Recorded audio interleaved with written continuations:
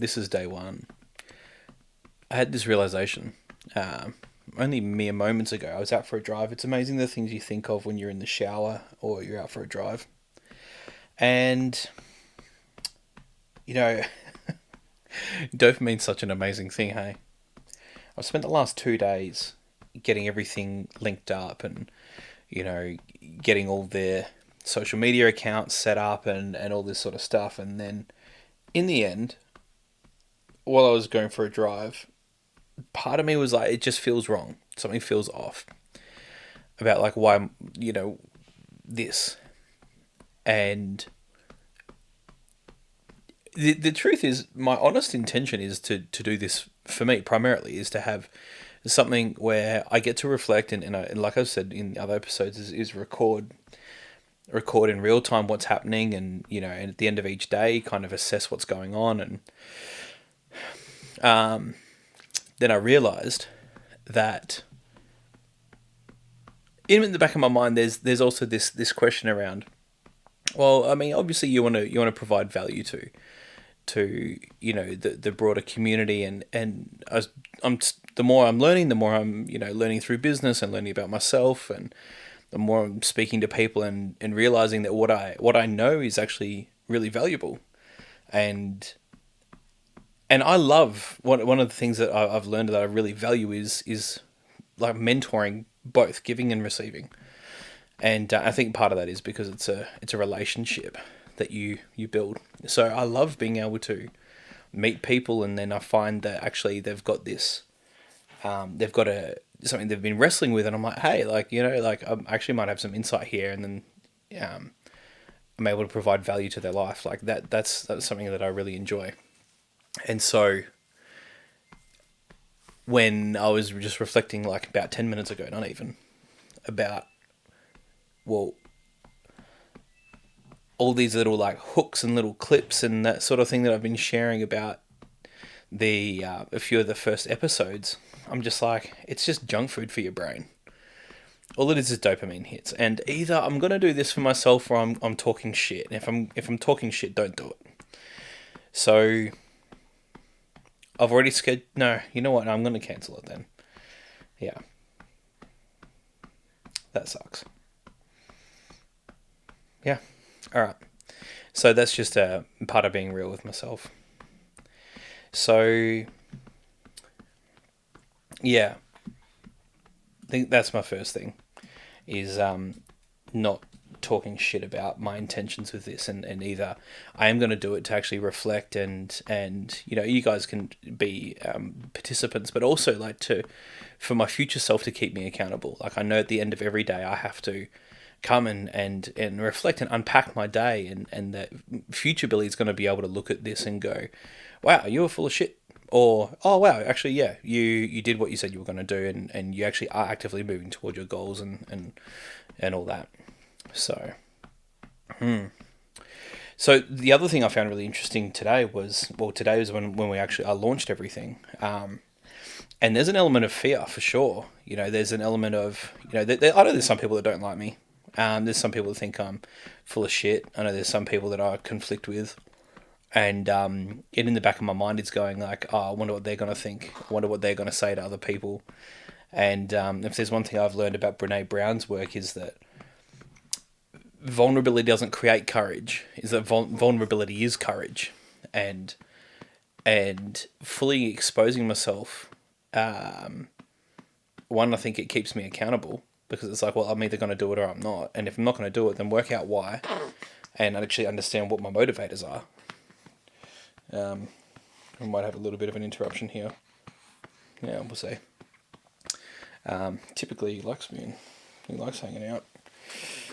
So that was interesting, kind of unpacking why I was stalling so much, launching everything today. And in the end, I really couldn't think of a good reason, so I just pulled the trigger and did it. And I think there's a great quote that says, we suffer more in thought than in practice, or more in thought than in reality. Yeah. So unpacking today. So today I went down, and it was Holly's first day trading in her Holly and Levi in their business, and so it was really cool to go down and support them, and be there on their very, very first day. That was really exciting. You know, I know they'll do well, so that was really cool. Something I've actually been really keen to share, and I really hope this is a practice that we keep up for a very long time. But Beck and I have adopted this practice of bragging about the kids, and so I know that I'm totally bookending the days. That, you know, that was the start of the day and the end of the day. But what we'll do is we'll stand. So we'll put the kids to bed, and the kids take, as everyone's kids do, they take a little while to go to bed, and we'll stand in a area or in a way that they can still hear us. We know they can hear us, and we'll think about that. And it's fun. This is so fun, and we'll sit there and we'll think about all the things we can brag about our kids, and we'll brag, and we'll within earshot. It's so that they can hear us. And you know, obviously they're not going to say it because we're making it out as though it's a secret for us, right? That like we're talking and it's just a conversation that Beck and I are having. But being able to brag about the kids, knowing that they can hear us, is a lot of fun. And you know, I think talk about like building self esteem, and you know, it's so full, it's so cool. I love that. So it was fun. Those two things. Um, yeah. I had this moment this morning. I've dropped the kids to school and I came back to finish setting up stuff for this podcast. And I Eliza comes up to me and she grabs my hand and she wants to go outside and bounce on the trampoline. And I'm like, there's this moment I'm like, oh, you know what? Like I'm not gonna have these moments forever. So for about 3 or 4 minutes, I just went out there and I was holding her hand, and she just, God, she loved it. Hey, and she's been doing this really beautiful thing where I go tuck her in at night and she'll like put her arms out, both arms, and she's so small that her arms barely fit around my head, and she'll just pull me in close and try and keep me as long as she can, and it's so gorgeous. And it was like that when I was letting her go, because I was like, hey, I need to go, you know. Yeah. So and just even saying goodbye, like when we dropped Lexi and Tilly off to school, you know, like Eliza wanted a cuddle from Tilly, and Tilly's so sweet. Gosh, she feels so much. And so Tilly kind of like just lingered in a car seat and just like reached over, and they had this like beautiful little exchange just there before Tilly went to school. Just so gorgeous.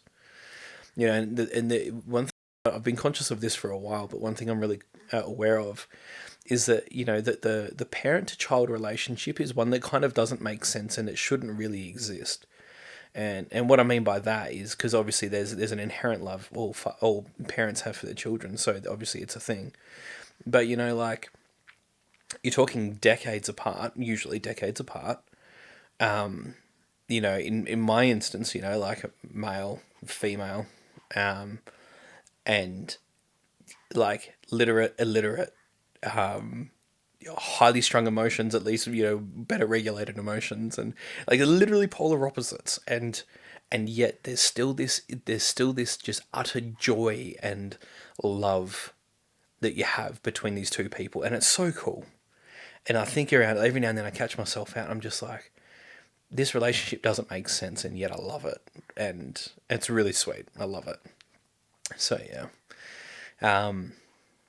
Yeah, I think the last thing to kind of reflect on today is I've been thinking more about the team in the business, and just more like how, you know, and this is a philosophy I've had for a long time now, courtesy of Richard Branson, and his whole thing is this, like, you know, you look after your team first, and I kind of built this philosophy on the back of that my team are my customers, and so, you know, I serve my team in my business like I serve my customers, with the same relentless focus, and then they serve the people who pay the business. You know, so it's like my team are my customers, and then their customers actually just pay for the product and pay for the business, and how well I serve them also means that how well how our team serve our customers, and kind of, you know, over the last, you know, about last month I've not been in the business, well, a bit longer actually, but you know, my focus has certainly been on family, and I've forgotten that. So it was really nice to take a little bit of time out today and kind of reflect on, okay, now that I'm getting the wheels turning in the business again, working on the business, is to go, okay, well, what does that look like? What does it look like to actually, get back into the thick of it? So I think that's more or less it. Some of the things I want to be focusing on each day and kind of measuring my efficacy against is things like where my attention was. I want to start reading a few more books again. I've dropped the ball in the last few weeks, and my presence and my time with my family and a lack of distraction. Lack of distraction, interesting actually. So the thing that I found just interesting then was that my mind ran straight to the lack rather than the opposite. So lack is a byproduct of, look, for instance, I was just saying to a friend earlier tonight how like people medicate themselves when there's no purpose in their lives, and that's probably a gross generalization.